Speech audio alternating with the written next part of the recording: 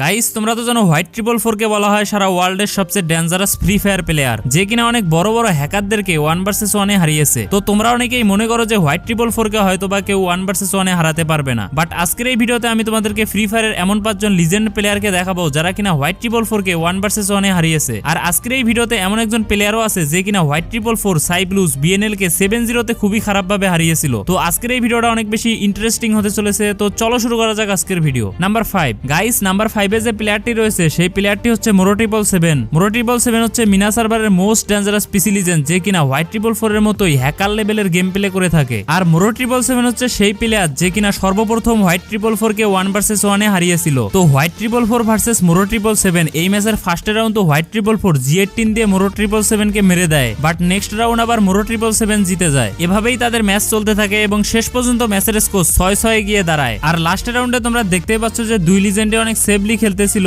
But white triple 4 কিন্তু এখানে সামান্য একটু ভুল করে বসে। আর সেই সুযোগে মোরো ট্রিপল 7 হোয়াইট ট্রিপল 4 কে অসাধারণ একটি হেডশট দিয়ে ম্যাচটি জিতে যায়।